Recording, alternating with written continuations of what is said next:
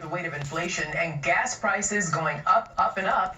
Today, the national average for a gallon of regular hit another new record at $4.84, more than double what it was when President Biden took office.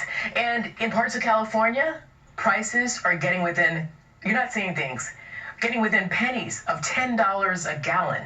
Let's bring in now John Bussey. He's an associate editor at the Wall Street Journal, also a Fox News contributor. So, John, let me set this up. So, President Biden, as you well know, wrote an op-ed in your paper, the Wall Street Journal, last Monday.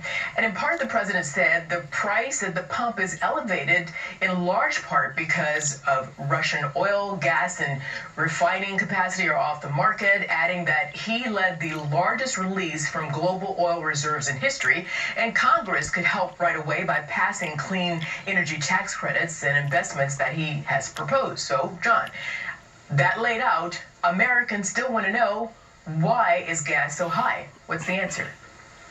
So probably some of that would help, Arthel, but the reality is that, look, if you went back and you put that chart back up that you had on a moment ago that showed the oil prices or the gas prices rising since the beginning of the Biden administration, what that really also corresponds to is the economy coming back online. Remember when Biden took over, it was January 2021.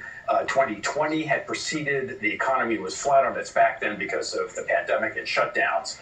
And so you've seen a lot of demand come back into the marketplace, and that's driven up prices. And yeah, no question about it, the war in Ukraine has also exacerbated that.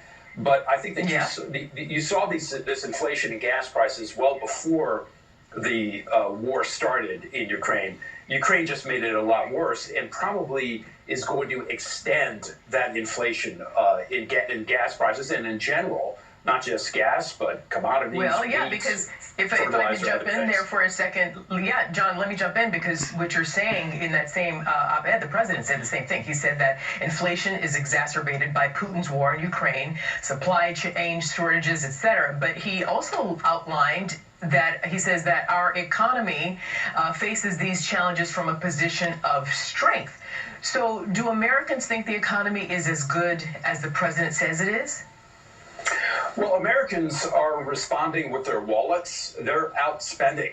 Consumer spending is still robust. The economy is still growing. It contracted slightly in the first quarter, but that was because of some anomalous events. Inventories had been built up in 2021, and so companies weren't building them up as much in the first quarter. I don't think you're going to see a contraction in the second quarter. You'll see growth, but the contraction could be coming down the highway a bit. A recession is defined as 2 consecutive quarters of contraction of the economy, lower economic activity than in the previous period. So that could be, in the offing here still, because what we're waiting to see is whether or not the Fed gets it right, whether it raises interest rates just right so that inflation comes back down, it cools the economy, the spending contracts slightly, inflation begins to moderate without it tipping into a recession. That's a real hard line to walk. As we've seen historically, the Fed gets it wrong more often than it gets it right.